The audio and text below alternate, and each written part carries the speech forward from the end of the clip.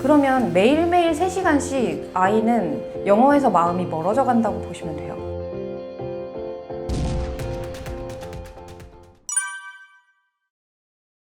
안녕하세요. 저는 윤희연입니다. 저는 고등학교 입시 지도를 시작으로 현재는 동탄에서 초등학생을 대상으로 국어 영어 학원을 운영 중이고요. 최근에 순서만 바꿔도 대입까지 해결되는 초등영어 공부법 책을 집필한 저자이기도 해요. 그래서 책을 보신 분들이 전국에서 많이 이제 제 교육 방식으로 아이들 영어를 가르쳐 보고 싶다고 연락을 많이 주시는데요. 그래서 연계해서 지금 상반기 중으로 온라인으로 제 교육 방법으로 아이들을 지도하실 수 있는 온라인 사이트를 현재 오픈 준비 중입니다. 영어 격차 크죠. 그런데 어머님들이 예상하시는 거랑은 반대로 클 거예요. 오히려 영어 유치원부터 시작해서 어릴 때부터, 그러니까 저는 이렇게 표현을 해요. 시달린다고. 영어 시험을 보고 단어를 너무 많이 외우고 그리고 매일 학원에 묶여 있고 그 시간이 사실 저학년, 미취학 아이들한테는 굉장히 힘들거든요. 그런데 그 아이들을 그냥 학원에 묶어두는 거죠. 그런 시간을 보내고 한 3, 4학년이 된 아이와 전혀 어디에 묶인 적 없이 그냥 정말 망아지처럼 뛰어놀다가 3학년 정도에 영어 알파벳 정도만 알고 저한테 오는 아이랑 제가 가르칠 때 훨씬 더 편하고 그리고 더 잘 받아들이고 더 빨리 성장하는 아이들은 오히려 후자였어요. 다 나쁘다고 할 수는 없어요. 그러니까 영어 유치원 자체가 아이한테 맞을 수도 있고 그리고 재미있어 하는 아이도 분명히 있어요. 그런데 아시잖아요. 우리가 그러니까 지금 부모님 세대가 학교를 다닐 때 보셨겠지만 어느 학교에나 적응을 잘하고 전교 10등 안에 들고 잘하는 아이들은 분명히 있어요. 그런데 만약에 영어 유치원에 100명이 다닌다고 하면 모두가 그 10명 안에 들어갈 수는 없거든요. 그러니까 퍼센트로만 보면 내 아이가 90%에 들어갈 퍼센트가 더 크기 때문에 저는 미리 영어 자신감을 깎아내거나 아이가 옆에서 잘하는 아이를 보면서 시작도 안 한 아이가 나는 영어를 왜 이렇게 못하지? 라는 생각을 어릴 때부터 하는 건 좀 좋지 않다고 생각을 합니다.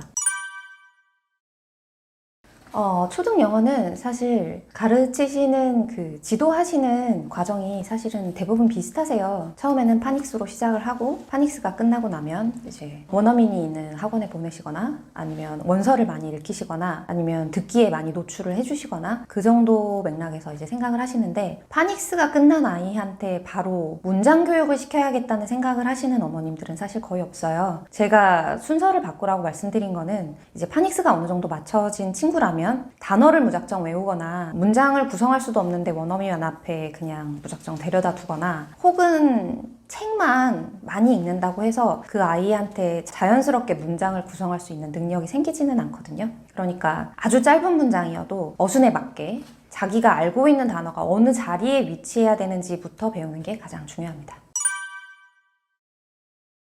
학원에서 다수의 아이들을 지도를 해요. 가끔은 엄마표 영어가 아주 잘 맞으셔서 엄마가 지도하시는데도 능력이 있으시고 아이도 집에서 엄마랑 공부하는 게 재미있고 해서 이제 엄마표 영어가 성공하시는 케이스도 있어요. 그런데 그 엄마표 영어를 다수의 아이들한테 적용할 수는 없는 게 어머님들의 성향도 사실은 모두 다 다르시고 어머님이 공부하시는 거를 스스로 좋아하시는 분인지 어머님이 아이에게 공부를 가르치시면서 조바심을 내지 않고 아이를 조금 보채지 않으시는 성향인지도 굉장히 중요해요. 그래서 엄마표 영어의 성공 사례를 모든 아이에게 적용할 수는 없고요. 하지만 저는 이제 못 따라오는 아이부터 이미 공부를 많이 하고 온 아이, 여러 이제 성격이 다른 아이들을 다 지도를 해봤기 때문에 저는 지금 초등 영어만 이제 6년 차에 들어가거든요. 그러면 그 시간 동안 쌓인 데이터가 있고 그리고 어떤 아이를 막론하고 이 문장력을 쌓는 건 처음에 기초를 쌓는데 시간 차이가 있을 뿐이지 1, 2년이 지났을 때는 결국 문장을 구성하는 능력이 없는 아이도 없었고 그리고 이 문장을 구성하는 시간을 1, 2년 정도 지난 아이는 단어량도 많이 쌓이는 걸 제가 아주 많이 봤어요. 제가 이제 초등 아이들을 꾸준히 지도를 해본 결과 크게 나타나는 터닝포인트는 3학년과 5학년이에요. 3학년을 우선 잡은 거는 2학년까지는 사실 아직 유치원 티도 좀 많이 나고 정말 애기 같거든요. 그리고 무엇보다도 한글을 이해하는 능력이 2학년과 3학년에 아주 크게 차이가 나요. 그거는 따로 공부를 하거나 하지 않았거나의 차이가 아니라 그냥 아이가 그 시기에 그 정도의 한국어를 습득하고 나면 2학년에서 3학년 정도 넘어갈 때쯤에는 한국어 능력이 크게 상승을 하는 것 같아요. 그래서 제가 처음 영어를 가르치기 시작할 때 가장 편하게 생각하는 학년이 3학년이고, 만약에 2학년이나 1학년에 저한테 영어 지도를 받고 싶어서 왔는데 한국어 실력이 너무 떨어져서 만약에 어떤 문장을 보고 아이가 이 문장이 현재인지 과거인지 구분을 못한다, 그러면 저는 국어 공부를 먼저 권유를 드리고요. 또 하나, 이제 5학년이 터닝 포인트로 중요한 이유는 5학년까지 사실 잘못된 영어 학습 방향으로 노출되었다가 5학년에 비로소 얘가 아무것도 모르는구나, 얘가 이렇게까지 영어 기초가 안 돼 있구나를 느끼시는 어머님들이 굉장히 많아요. 그래서 5학년에 갑자기 중등 내신 학원을 보내신다거나, 조금 있으면 중학생이 되니까 마음이 급해지셔서 더 어려운 거를 막 시키신다거나 그러시는 경우가 많은데, 그런데 거꾸로 아이는 5학년 때까지 그 잘못된 영어 학습과 그 과정 속에서 너무 많은 숙제에 이미 짓눌렸고, 그리고 너무 많은 영어 교육에도 불구하고 자기는 한다고 했는데 나는 왜 영어를 못하지? 라는 생각을 하고 있는 경우가 많아요. 그래서 5학년에는 갑자기 그런 이제 이미 많이 지친 아이에게 더 어려운 영어를 지도하시기보다는 한번 정말로 냉정하게 그 아이가 지금 가지고 있는 실력이 어느 정도인지, 기초가 어느 정도로 부족한지를 먼저 점검하시는 게 제일 중요해서 3학년이랑 5학년이 영어에서는 이제 커다란 터닝 포인트가 될 수 있다고 말씀드렸어요. 3학년이나 5학년은 성적을 결정하는 시기라기보다는 공부 그릇을 키우는 시기예요. 그런데 그 공부 그릇은 어떻게 키우냐면 아이가 자신에 대한 공부를 인지하는 인식에서 키워지거든요. 초등은 절대 양을 많이 넣는다고 공부를 잘하게 되거나 과하게 학습을 시킨다고 공부를 잘하게 되거나 라는 결과가 중고등까지 이어지는 게 아니라 단지 그 차이인 것 같아요. 아이가 공부를 해본 결과 난 너무 잘해, 나는 정말 좀 공부에 좀 재능이 있는 것 같아 라거나, 착각이어도 상관없어요. 아이가 실제로는 굉장히 못해요. 실력도 하나도 없고, 제가 가르쳤던 학생의 예를 들어드리면 3학년에 저한테 처음 와서 거의 ABCD밖에 모르고 왔거든요. 그 어머님들이 잘 아시는 AR 지수 테스트는 시작할 때 해보지도 못했어요. 왜냐면 문장을 읽을 수가 없어서. 이제 그렇게 시작한 학생이었는데, 그 학생은 이제 저랑 그 자기 레벨에 맞춰서 하나하나 하기 시작했죠. 아주 짧은 문장부터 시작해서. 하지만 그 학생은 첫 해에도 저한테 칭찬을 받고 이듬해에도 칭찬을 받고, 왜냐면 매일매일 다르게 실력이 늘어갔으니까 뭐 다른 아이의 기준이 중요한 게 아니라 그 아이가 늘고 있는 거에 대한 칭찬을 하루도 빠짐없이 받았어요. 그렇게 해서 5학년이 되고 6학년이 됐어요. 그 친구는 사실 다른 학원을 가본 적이 없기 때문에 객관적으로 그 친구가 영어 공부를 얼마나 잘하는지, 뭐 다른 대형 학원에 다녔던 친구들보다 영어를 잘할 수 있는지, 그건 객관적 지표는 없어요. 하지만 5학년 말 6학년 초에는 AR 지수가 5.5까지 나왔었고, 본인이 무엇보다도 자기가 영어를 너무 잘한다고 생각을 하고 있었고, 그 친구는 3학년에 저한테 와서 새 학기에 해가 바뀔 때마다 학교에서 써서 내라는 특기란에 영어라고, 자기의 특기가 영어라고 써서 낼 만큼 이제 영어 자신감이 아주 넘치는 학생이 됐었죠. 저는 그 자신감이 중고등 학습에 이제 제일 커다란 바탕이 된다고 생각을 해요. 모든 아이가 서울대에 갈 역량을 가지고 있어요. 제가 가르쳐본 결과. 하지만 모든 부모님이 아이를 서울대에 보낼 수 있는 역량을 가지신 건 아니더라고요. 그 이유가 뭐냐면 아이의 실력을 깎아내리시거나 이것도 못하냐고 말씀을 혹시 하시거나 아이에게 실망감을 표현하시거나, 그리고 아이의 실력에 불안해하시거나 혹은 비교하시거나, 그럴 때마다 아이의 공부 그릇이 작아지고요. 그런 시간들이 쌓여서 아이가 공부를 생각하는 태도가 달라져 가는 것 같아요. 제가 고등 입시 지도를 했을 때 단단하게 공부 습관이나 스스로에 대한 믿음을 가진 친구들을 보자면 그 아이들을 제가 성적 때문에 기억하는 게 아니라 그 아이들은 부모님이 자신한테 보여준 신뢰도가 굉장히 컸어요. 그게 공통적인 성향이었던 것 같아요. 고등에서 상위 1% 안에 들었던 아이들은 저랑도 물론 아주 많은 대화를 했었지만 집에서 부모님과도 유대감이 깊은 대화를 했었고, 자신의 속내에 대해서 부모님이랑 하지 못하는 얘기가 없었고, 그리고 자신의 공부에 대해서도 스스럼 없이 부모님이랑 상의를 하기도 하고, 그런 친구들이 결국 입시에서도 좋은 결과를 냈어요. 우선 대입은 12년의 긴 마라톤이라고 생각을 해주셔야 되고요. 초등학생 시절은 그 마라톤장에 가는 길이에요. 레이스가 시작이 된 게 아니라 그 마라톤장까지 가는 길인데 그 아이를 뛰게 하고 헉헉거리게 하고 미리 땀을 다 빼게 하고 그러면 마라톤을 막상 시작했을 때 지쳐서 하지 못해요. 그러니까 속도 조절을 우선은 생각을 크게 해주셔야 되고요. 그리고 이제 몇 년 있다가 외국으로 이민 갈 게 아니라면 이 아이가 공부를 왜 하는지에 대한 방향성을 분명히 설정을 해주시고 시작하셔야 돼요. 긴 길을 보자면 각도가 처음에는 요만큼 차이인 것 같지만 결국 멀리 갔을 때는 엄청나게 다른 방향으로 가게 되거든요. 그런데 지금 초등영어는 어느 방향인지도 모르고 다들 저리로 뛰니까 나도 뛰어야겠다라는 식의 학습법이 성행을 하고 있어요. 아이가 지쳐요. 그러면 우리 아이의 성향도 모르고 왜 저리로 뛰는지도 모르고 그냥 다들 하니까 나는 불안하니까 나도 저리 우선은 보내야겠다 라고 생각하셨다가는 초등학교 고학년쯤 그리고 정말 레이스가 시작되는 중1, 중2부터는 아이가 공부를 하지 않겠다고 말할 가능성이 큽니다. 자료 화면을 참조하셔서 한번 아이랑 테스트를 해보셨으면 좋겠어요. 사실 눈으로 보면 이 영어 문장을 눈으로 보고 그냥 지나갈 때는 전혀 어렵지 않을 거예요.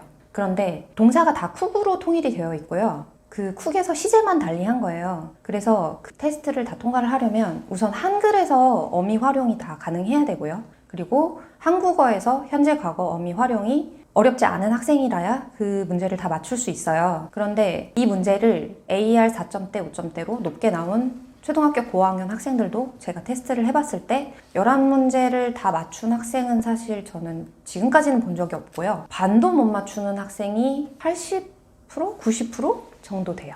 우선은 한글 어미의 활용이 너무 어려워 보인다. 이제 들어보시면 알 거예요. 한글에서 현재 과거를 구분할 수 있는지를 우선 확인을 한번 해보시고 이 아이가 한글 어미 활용을 어려워한다. 그러면 영어가 아니라 국어 공부를 먼저 지금 해야 될 시기고요. 그리고 만약에 초등학교 5학년이나 6학년인데도 한글 어미 활용과 시제 해석이 안 된다. 그러면 그 친구는 이제 영어를 안 할 수는 없으니까 문장력 공부와 국어 공부를 꼭 같이 병행을 해주셔야 돼요. 그래서 시간이 좀 상대적으로 있는 저학년 같은 경우는 정말 그냥 국어 공부 먼저 시작하시면 되고요. 문장력은 저는 시작하시는 건 3학년부터 추천드립니다. 그냥 똑같이 생각하시면 될 것 같아요. 어른도 주 3회를 2시간씩 공부를 한다고 생각해 보시면 그것만으로도 사실 힘들거든요. 일주일에 3번이나 같은 학원에 가서 2시간씩 공부를 하고 오는 것도 사실 쉬운 스케줄은 아니에요. 그런데 대부분 그 3회 스케줄에 집에 와서 할 숙제 분량이 3시간, 4시간씩이에요. 초등학교 저학년이요. 그러면 사실 질리지 않는 게 더 이상한 거 아닌가요? 한참 뛰어노는 게 좋을 시기의 아이들인데 이미 2시간을 영어를 못하는데 영어를 하라고 강요를 받고 2시간을 시달리다 왔어요. 그런데 집에 오면 더 어려운 숙제를 해야 돼요. 학원에서 한 거보다는 보통 더 어려운 걸 숙제로 내주거든요. 그럼 집에 와서 그거를 또 하기 싫고 몸도 피곤하고 어려워서 더 하기 싫은데 그걸 3시간을 붙잡고 있어야 된단 말이에요. 그러면 매일매일 3시간씩 아이는 영어에서 마음이 멀어져 간다고 보시면 돼요. 그러니까 저는 농단에서 숙제를 안 내주기로 유명한 학원을 운영하고 있는데 그래서 어머님들이 한편으로는 좋아하시고 한편으로는 고학년에 굉장히 불안해하세요. 옆집 애가 어저께 선생님 집에 와서 숙제를 5시간 했대요. 근데 우리 애는 놀아요. 이러면 안 되지 않을까요? 이렇게 말씀하시는 분들이 계시는데 저는 그냥 어머님을 안정시켜드리는 데 에너지를 쓰고 있는 것 같아요. 아이는 신나거든요. 인내심 없는 어른이 공부 못하는 아이를 만들어요.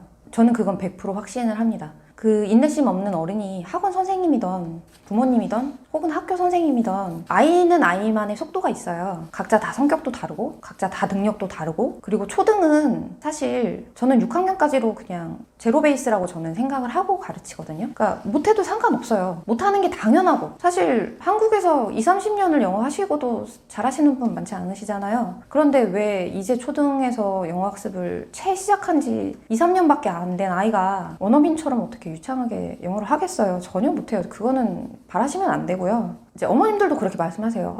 우리 애 단어 암기 진짜 못해요. 너무 못해요 라고 말씀하시는데 못하는 게 아니라 하기가 싫은 거예요. 그걸 구분을 잘 하셔야 돼요. 근데 왜 아이가 하기가 싫을까도 구분을 하셔야 돼요. 왜 하기가 싫으냐면 어려워서요. 어려운 단어를 만약에 100개를 내줬어요. 근데 100개를 다 몰라요. 당연히 하기 싫죠. 저도 뭐 이렇게 생물학 논문 같은 거를 읽어가지고 저랑은 전혀 무관한 전공인 그런 데 있는 단어를 100개씩 외우라고 하면 저 같아도 질릴 것 같아요. 근데 저는 단어 시험을 볼 때도 반 정도는 이 아이가 아는 단어가 실려있는 수준의 단어지를 주거든요. 그러면 한 반 정도는 알고 그 중에서 모르는 것 중에 한 반도 한 2번 정도만 다시 보면 금방 익혀져요. 결국 아이들이 이제 학원에서 단어 시험을 볼 때 마지막까지 끙끙거리는 게 뭐냐면 마지막까지 죽어도 안 외워지는 그 한 4, 5개 그것 때문에 끙끙거리는 거거든요. 그러면 4, 5개는 이제 모를 수 있죠. 그러니까 이제 선생님 저 단어 못해요 할 때도 그렇고 우리 애 단어 못해요 하실 때도 그렇고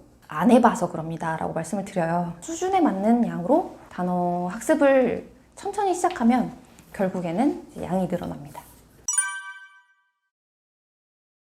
요새 이제 제 책을 읽으시고 카페에도 오시고 제 블로그에도 오시고 하셔서 도움이 정말 많이 됐다고 책을 써주셔서 감사하다고 그런 좋은 글들을 남겨주시는 어머님들 덕분에 제가 매일매일 이제 눈을 뜰 때마다 행복한 하루하루를 보내고 있는데요. 아직 못 보신 분들도 많겠지만 이제 책에 QR 링크를 정말 많이 담아드렸어요. 그러니까 제가 학원에서 아이들 학습 지도를 할 때 쓰는 자료를 모두 카페에 올려드렸고 이제 카페에 가입하시면 이제 집에서 아이들 지도하실 때 다 동탄에 와서 저랑 공부를 할 수 있는 건 아니니까 이제 멀리서도 아이들 지도하실 때 도움이 되시라고 자료 많이 올려놨으니까 자료 많이 활용하셔서 아이들 좀 마음 좀 편하게 좀 내려놓으시고 조금 조바심도 내려놓으시고 천천히 그리고 아이한테 자신감 심어줄 수 있는 그런 지도 해주실 수 있었으면 좋겠어요.